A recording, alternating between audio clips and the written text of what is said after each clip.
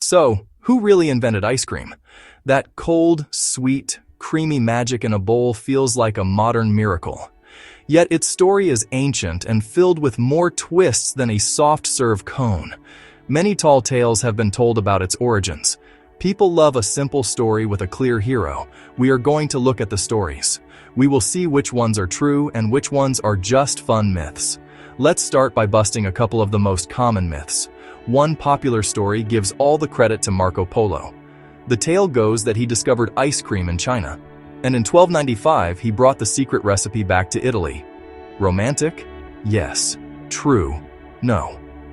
Historians have combed Marco Polo's writings. There is no mention of frozen dessert recipes. We have solid evidence Europe and the Middle East enjoyed frozen treats long before him. This myth doesn't hold up.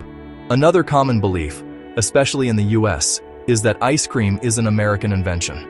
It's a proud claim. America helped make ice cream for the masses, but it didn't invent it.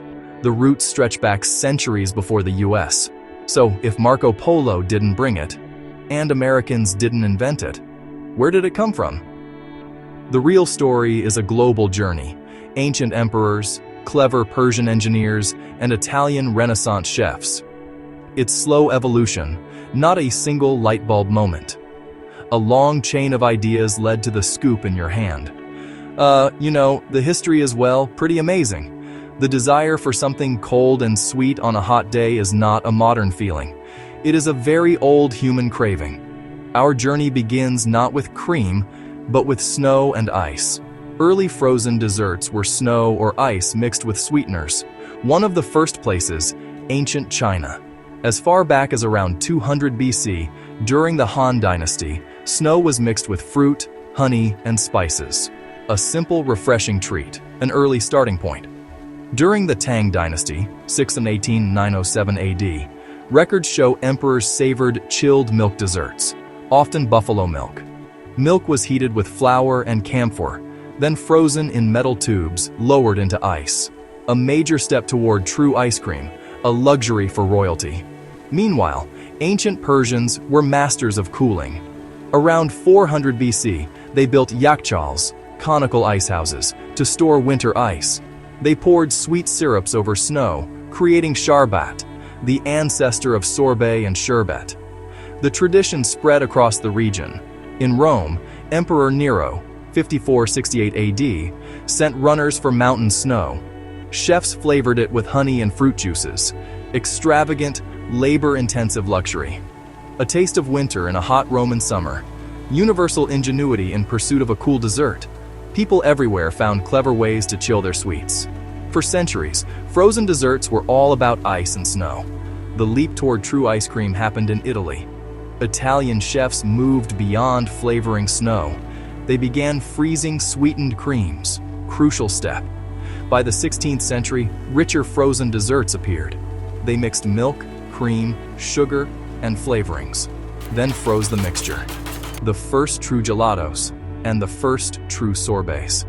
A famous tale links these to France via Catherine de' Medici in 1533, and her chefs. There's no direct proof she introduced ice cream itself, but Italian techniques spread widely across Europe. The next solid milestone, Paris, 1686. A Sicilian, Francesco Procopio dei Coltelli, opened Café Procope, a public cafe selling frozen desserts including gelato. It drew thinkers like Voltaire, and even Benjamin Franklin. Using ice and salt lowered the freezing point for smoother cream. He's often called the father of gelato for commercializing it. This marked the moment modern-style ice cream reached the public. Well, that changed everything. Section 4. Across the channel and the pond, ice cream comes to England and America. After France and Italy, it was only a matter of time before it crossed to England. By the early 1700s, it reached elite English kitchens. The first printed English recipe appears in 1718 by Mrs. Mary Eales.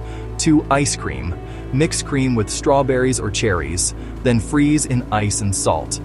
Knowledge was formalized and shared among those who could afford it. By 1749, Hannah Glass included her own ice cream recipe. It was a status symbol and labor-intensive. It required costly ice and relentless hand-churning. From England, it crossed to the American colonies. The first North American mention, a 1744 letter noting some fine ice cream with strawberries and milk. Just like Europe, it began as an elite treat. George Washington spent heavily on ice cream equipment in the summer of 1790. Jefferson brought recipes from France. His detailed vanilla ice cream recipe survives in the Library of Congress. He served it often, helping popularize ice cream in the new nation, laying the groundwork for America's love affair with the frozen treat. Section 5. The Age of Invention. How technology made ice cream for everyone. For a long time, making ice cream was hard work, a luxury of effort. The 19th century changed everything. In 1843, Nancy M. Johnson invented the hand-cranked ice cream freezer, inner metal cylinder, outer wooden bucket with ice and salt, and a crank turning a paddle. It made freezing faster and easier, no team of servants needed. She patented it, sold the rights, manufacturers spread the design. Ice cream began to democratize. Next leap, Jacob Fussell in 1851, Baltimore. A milk dealer with surplus cream turned it into ice cream and built the first large-scale factory. Steam machinery and mass production cut costs. Lower prices meant more people could indulge. Fussell is often called the father of the American ice cream industry. He expanded to Washington, D.C., then New York. Demand soared. Home freezers plus factories, a perfect storm. Then came mechanical refrigeration and electricity, paving the way for the modern ice cream parlor. Well, that's how it happened. Section 6, The Real Scoop, a global effort through time. So who actually invented ice cream? The clear answer, no single person did. There was no one moment of invention, no lone genius, just many makers, over time. A chain of innovation across thousands of years, passed from hand to hand, each adding a small improvement. We can see the steps. Ancient China and Persia mixed snow and sweet syrups. Rome continued the tradition. Renaissance Italy brought cream, transformative. France popularized it. Procopio's Café in 1686. The idea traveled to England, then America. Jefferson helped make it fashionable. Nancy Johnson's 1843 hand crank and Jacob Fussell's 1851 factory opened it to everyone. Ice cream became affordable and widespread.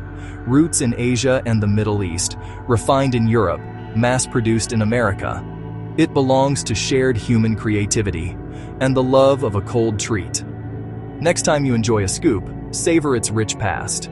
You're tasting a piece of world history. One final fact. The cone was popularized at the 1904 St. Louis World's Fair. An ice cream vendor ran out of dishes. Waffle maker Ernest Hamwee rolled a cone. Brilliant. The edible cone was an instant hit, changing how the world eats ice cream. Yeah.